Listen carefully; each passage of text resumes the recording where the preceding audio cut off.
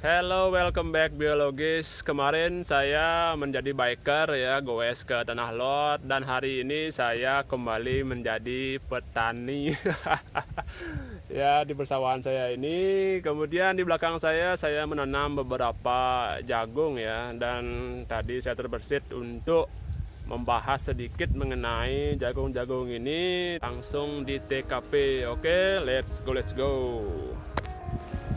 Oke guys, kita awali dari nama ilmiah jagung yaitu Zea maes. Mereka dari genus Zea. Mungkin itu juga yang menginspirasi ya nama tepung maizena yang artinya tepung jagung.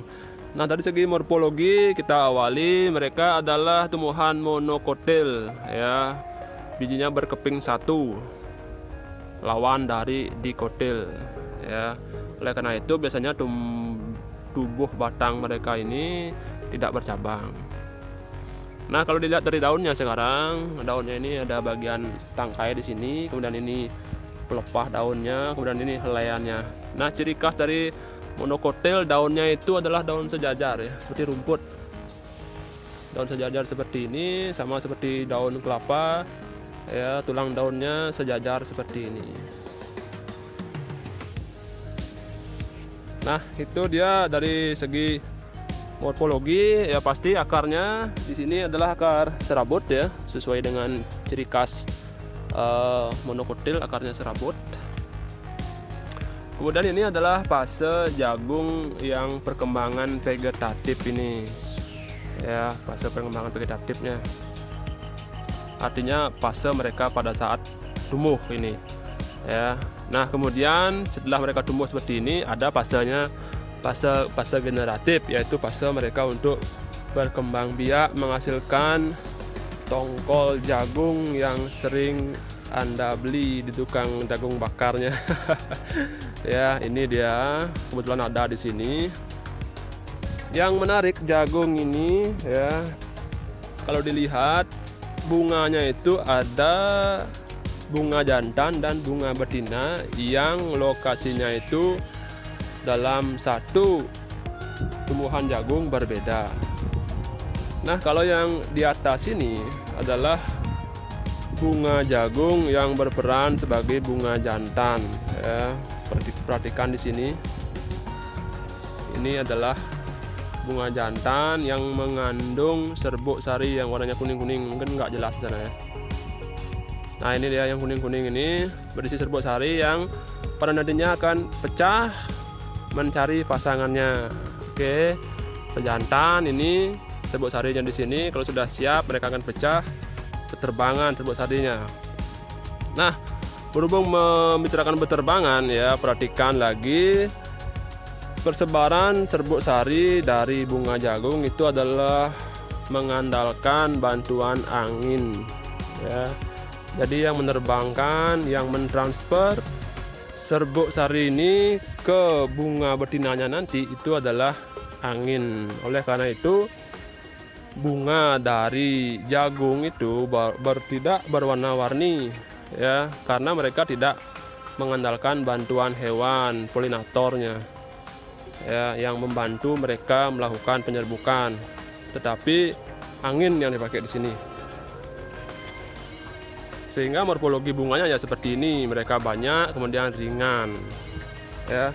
Nah, ini yang bunga jantan yang di bagian atas. Kemudian yang betinanya mana? Yang ini. Ini adalah bunga betina dari jagung yang nantinya akan muncul sebagai jagungnya di sini, tongkol jagungnya, buah jagungnya yang berisi biji-bijinya yang siap dipetik. Jadi bunga betina ini bersumber dari ketiak-ketiak daun seperti ini. Ini contohnya nih. Nah, ini dia calon bunga ini. Ada lagi di sini lebih jelas mungkin. Nah, ini yang dikenal ini calon bunga. Ya. Nah, kemudian yang menarik lagi ya, sudah disiapkan oleh Tuhan.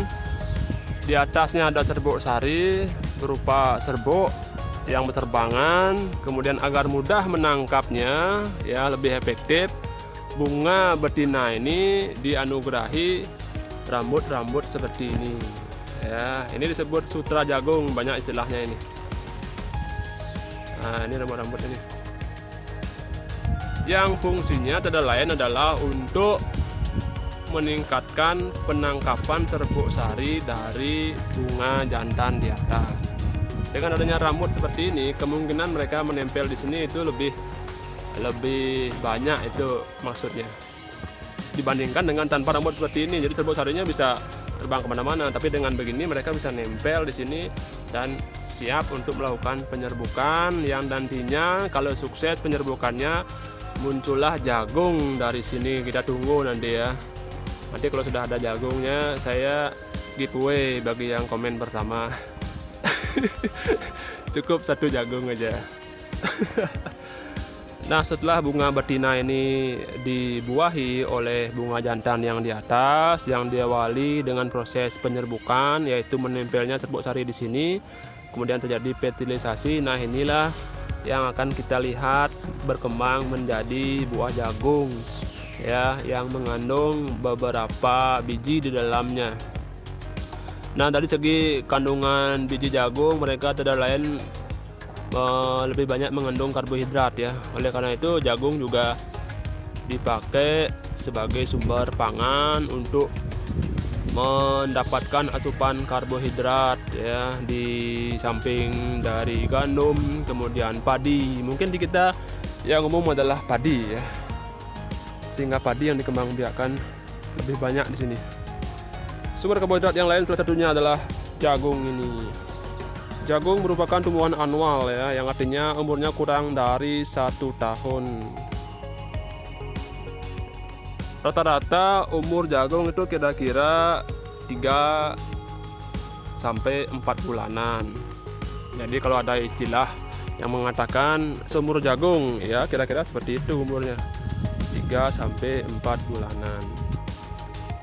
Nah, dari segi fisiologis, tumbuhan jagung merupakan jenis tumbuhan C4. Sedangkan padi di sana ya merupakan jenis tumbuhan C3.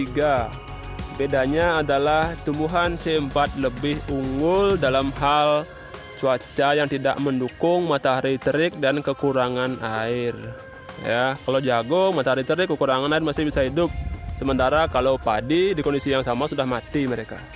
Nah, itulah kehebatan tumbuhan C4 ya, yang nama dari C4 tersebut diambil dari proses siklus Calvin pada fotosintesis, atau juga yang dikenal dengan, mungkin Anda kenalnya sebagai reaksi gelap fotosintesis, walaupun itu salah kaprah sebenarnya istilah tersebut. Yang benar adalah siklus Calvin ya, di mana proses tersebut pada jagung menghasilkan senyawa pertamanya itu adalah senyawa berkarbon 4. Makanya disebut istilahnya tanaman C4. Ini hebatnya nih tumbuhan C4 ini. Perhatikan jagung di bawahnya kering kerontang, mereka masih bisa subur di sini. Ya, entah kenapa padi bukan C4 ya, justru C3 padinya ya. Justru yang penting-penting ini C3 dia.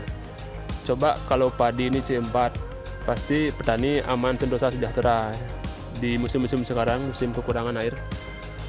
Nah, itu secara fisiologis ya, dari segi fotosintesis mereka lebih unggul. Kenapa? Karena senyawa berkarbon 4 tersebut yang mereka hasilkan pada saat reaksi Calvin, siklus Calvinnya itu sangat baik dalam hal pengikatan atau fiksasi CO2. Oke, itu keunggulan dari jagung. Apa fungsi CO2 pada tumbuhan? Ya, seperti kita ketahui, CO2 tersebut pada tumbuhan justru mereka bermanfaat ya. Kalau di kita CO2 justru merugikan ya, justru kita keluarkan pada proses respirasi, oksigen yang kita hirup. Sedangkan pada tumbuhan seperti jagung ini misalkan, mereka justru membutuhkan CO2. Nah, inilah kehebatan tumbuhan C4, mereka lebih baik dalam menyerap CO2 yang mereka butuhkan dalam proses fotosintesis ya. Sedangkan kalau C3 itu kurang baik fiksasi penyerapan CO2-nya. Oleh karena itu mereka lebih unggul. Nah, itu dia ulasan singkat saya mengenai jagung ya, mulai dari morfologi, reproduksinya, kemudian fisiologisnya bagaimana. Semoga bermanfaat. Salam petani milenial. Bye.